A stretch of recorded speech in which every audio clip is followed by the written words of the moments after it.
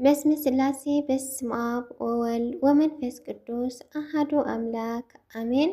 ክርስቶስ ተንሥአ እሙታን በዐቢይ ኃይል ወስልጣን አሰሮ ለሰይጣን አግዓዞ ለአዳም ሰላም እምይእዜሰ ኮነ ፍስሐ ወሰላም።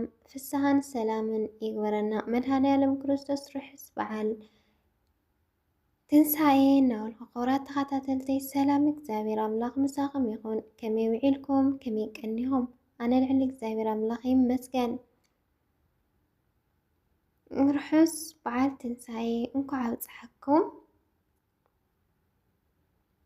ቀዳማይ ሰሙን ትንሣኤ ካብ ትንሣኤ ክርስቶስ ክሳብ ዳግማይ ትንሣኤ ሰያሜ መዓልታት ቀዳማይ ሰሙን ጌታናን መድኃኒናን ኢየሱስ ክርስቶስ ካብ ዝተንስአላ ሰንበት ንድሕሪት ዘሎ ግዜያት ነቲ ጌታ ብዝሞትዎ ንምዋት ስዒሩ መቃብር ከፊት ለመግነዝ ፍትሕለይ ከይበለ ዝተንስአ ዕለት እናዘከርና እንሕጎሰላን እንድሰተሎን ዕለትና ዘከርና እንሕጎሰሎን እንድሰተሎን ግዜያት እዩ። እዚ ቅንያት እዚ ሓጎስና ብብልዕን መስተን እገልጸሉ ቅንያት ዘይኮነ ሓጎስና ምስ ዝተቀየምናዮም ይቅረ እናተባሃልና ብዝቀደመ ሓጢአትና ተጣሒስና ብንስሓ ተሓፂብና ካብ ዝወደቕናሉ ብሓድሽ ህይወት ምስ ክርስቶስ እንትንስአሉ ግዜ እዩ። ብፍሉይ ድማ ካብ ሰንበት ትንሣኤ ኣትሒዙ እቶም ዝቕፅሉ ዕለታት ሰሙናት ክሳብ በዓል 50 ጳራቅሊጦስ ነገራት ትንሣኤ እዩ ብሰፊሕ ነገር ይሰበኽ ይዝመር። እዘን እዋናት ድማ ብትንሣኤ ክርስቶስ ናይ ዝረኸብናዮ ጸጋ ንክነክብረሉን ንዝክረሉን ስለ ዝኾነ ናይ ሓጎስ ፍስሓን መዓልታት እየን። ካብ ሰኒ ጽባሕ ትንሣኤ ሰንበት ክሳብ ዳግማይ ትንሣኤ ሰንበት ዘለዋ መዓልታት መልእኽቲ ትንሣኤ ይኹን ዳ እምበር ንናተን ፍሉይ መፀውዒ ስም ተዋሂበን ይርከባ። ሰኒ መዓዲት ተባሂላ ትጽዋዕ። ዮሐንስ 19 ፍቕዲ 18 ሮሜ ምዕራፍ 5 ፍቕዲ 10-17 ጌታናን መድኃኒናን ኢየሱስ ክርስቶስ ብሞቱ ተንሥኡ ነፍሳት ካብ ሲኦል ኣውፂኡ ጸተ ሲኦል ናብ ገነት ምስግጋሩ ንምዝካር ማዕዲት ተባሂላ ትስየማላ። ማዕዶት ማለት መሰጋገሪ ማለት ከም ምዃኑ ነፍሳት ብዕለተ ዓርቢ ስቕለት ጌታና ብኣካል ነፍሲ ናብ ሲኦል ወሪዱ ነፃነት እንትሰብኸሎምን ሓራ እንተውፅኦምን እኳ እዚኣ ማዕዲት ትበሃል ትጽዋዕ ዘላ ሰኒ ነዛ ቀዲሙ ዝተፈጸመ ግብሪ ተዘክርን ተስተንትንን። ሰሉስ ቶማስ ትበሃል ትጽዋዕ። ዮሐንስ ምዕራፍ 20 ካብ ፍቕዲ 24 እስካዕ ፍቕዲ 30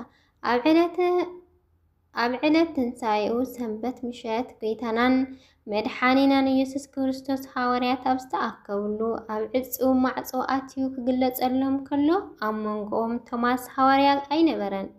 ጸኒሑ ካብ ዝነበረሉ ምስ ተመለሰ ካልኦት ሓዋርያት ተንሥኡ ጌታ ምስ ነገርዎ ከይረአኹ ኣይኣምንን እየ ብምባል ኣብ ሰሙን ጌታ ዳግማይ ቶማስ ኣብ ዝተረኸበሉ ስለ ዝተገለጸ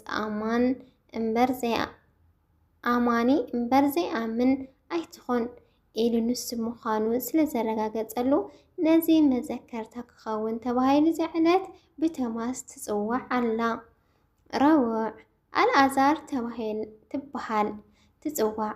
ዮሐንስ ምዕራፍ 11 ካብ ፍቕዲ 38 እስካብ 46 ፈታዊ ክርስቶስ ዝነበረ ኣልዓዛር 4 መዓልቲ ድሕሪ ምማቱ ንመቓብሩ ካብ መቓብር ጸዊዑ ጌታ ስለ ዝተንስአን ብዙሓን መሞት ነዚ ተኣምር ርእዮም ሰሚዖምን ብጌታ ስለ ዝኣመኑ ኣብታ ዕለት ድማ ጌታ ትንሣኤ ህይወት ኣነ እየ እቲ ብኣይ ዝኣመነስ እንተሞተ እኳ ብህይወት ክነብር እዩ ብምባል ግልጹ ስለ ዝመሃረን ስለ ዘርእየናን እዚኣ መዓልቲ እዚኣ ዓብዪ ግብሪ ትንሣኤ ንምዝካር ኣልዓዛር ተባሂላ ትጽዋዓላ። ረቡዕ ሐሙስ ኣዳም ተባሂላ ትጽዋዕ። ሉቃስ ምዕራፍ 24 ካብ ፍቕዲ 35 እስካብ 49 እቲ ብጊጋኡ ዝወደቐ ሞት ዝፈረዶን ቀዳማይ ሰብ ኣዳም እዩ። ስለ ዝተጣሓሰ ድማ ናብ ገነት ዳግማይ ከም ዝምለስ ኣምላኽ ካብ ጓልጓሉ ተወሊዱ ድሕሪ 5 መዓልቲ ፈረቓን ከም ዘድሕኖን ተስፋ ዝተዋሃቦ ቅድሚ ኩሉ ድማ ባዕሉ ኣዳም ነበረ። ኣዳም ተስፋኡ ተፈጺሙሉ ምስ ደቁ ናብቲ ዝቐደመ ክብርን ስፍራኡን ገነትን ንምእታው መዘከርታ እዛ 5 መዓልቲ ሓሙስ ኣዳም ተባሂላ ትጽዋዕ። ዓርቢ ቤተ ክርስቲያን ተባሂላ ትጽዋዕ። ማቴዎስ ወንጌል ምዕራፍ 26 ካብ ፍቕዲ 26 እስካብ 29 ግብረ ሐዋርያ ካብ ምዕራፍ 20 ፍቕዲ 28 ብክርስቶስ ድማ ደም ተዓዲጋ ኣብ ዝተመስረተት ቤተ ክርስቲያን ዓባይ መዘከርታ ብምዃን ኣብ ሰሙን ፋሲካ ዘላ ዓርቢ ቤተ ክርስቲያን ተባሂላ ትጽዋዕ። ቤተ ክርስቲያን ማእከል ስብከት ስቕለት ትንሣኤ ኣካል ክርስቶስ ቤተ እግዚአብሔር ምዃኑ ኩልና ንፈልጦ ሓቂ ድማ እዩ። ቀዳም ኣንስቲ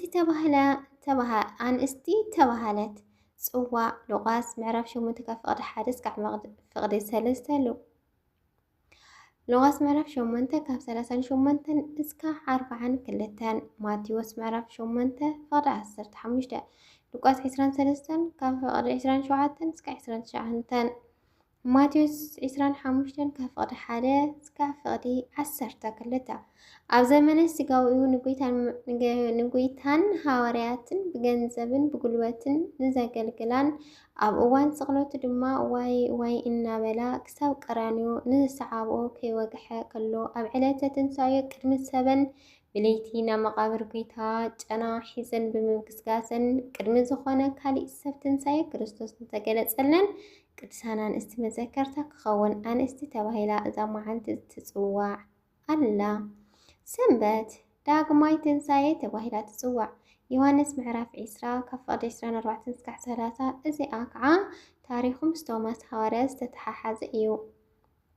ከምቲ ኣብ ላዕሊ ኣብ ዕለተ ሰሉስ ዝተገለጸ ኮይኑ ቶማስ ኣብታ ቀድሚቲ ሰንበት ትንሣኤ ጎይታና ንሐዋርያት ክግለጸሉ ከሎ ስለ ዘይነበረ ንትንሣኤ ጎይታና ደልዩ ከይረኣኹ ኣይኣምንን ብምባሉ ጎይታና ናይ ልቡ ፈሊጡ ኣብ ሰሙን ዳግማይ ንሱ ኣብ ዝተረኸበሉ ተገለጸሎም እሞ ንቶማስ ሐዋርያ ኣጻብዕካ ናብዛ ኣምጽእ ንኣዳዊ ረአ ኢድካ ከዓ ናብዚ ኣምጽእ እሞ ናብ ጎድነይ ኣእትዎ ኣማኒ እምበር ዘይኣማኒ ኣይትኹን ኢልዎ ንሱ እውን ከምኡ ገበረ። ኣእዳው ጊና እሳት መለኮት ስለዝተንከፋ ቀርየን ተረፈን ጎይታ ግን መሓርዎ። ቶማስ ድማ መሊሱ ጎይታዬ ኣምላኸይ ኢሉ በቲ ሓደ ኣምላኽነቱ በቲ ካልኣይ ድማ መሓርነቱ ጎይትነቱን መሰከረ። ስለዚ እዚኣ መዓልቲ ጎይታናን መድሓኒናን ኢየሱስ ክርስቶስ ዳግማይ ትንሣኤ ዝረጋገጸላ ምስጢር ንሐዋርያቱ ዝገለጸላን ስለ ዝኾነት ዳግማይ ትንሣኤ ተባሂላ ትፍለጥ። ቅድስቲ ቤተ ክርስቲያን እምበኣር በዚ ኣብ ልዕሊ ብውሕድ ብሓፂሩን ዝተገለጸ ምኽንያት ነዘን መዓልታት ቀዳማይ ሰሙን ትንሣኤንነትን ስያሜ ሂባ ንደቃ ምእመናን ብዝግባእ ኣገባብ ትንሣኤ ከኽብሩ ትርጉሙ ከረድኡን ትገብር። ኣሜን። ዘወደቐን ስነጸበን ባፈት ኮን መላእኽቲ ይታረመና። ወስብሐት ለእግዚአብሔር ወለወላዲቱ ድንግል ወለመስቀሉ ክቡር። ይታኮት ይሰባ ስሙ ለእግዚአብሔር አምላኬነ ወትረ በኩሉ ጊዜ በኩሉ ሰዓት ንዘላለም ዓለም አሜን አሜን። ርሑስ በዓል ልደት በድጋሚ ርሑስ በዓል ትንሣኤ እናልክያ ያሬታ ኣዝሃለኹም ክብራት ተኸታተልተይ ርሑስ ትንሣኤ ይግበረና። ንዓመታ ከምዚ ምስ ኣሕዋትና ምስ ስድራና ምስ ፈቶም ቤተሰብና እነውዕለሉ سدتنا حزيرو مدهانا يعلم نفتا خبرتن قدستنا هاجرنا بسلام يملسنا حدش تخونكم لايك سبسكرايب ناقركم متبعكم أي فلين خورات خاتاتلتي برقامي السناي أو دامت روح استنساهي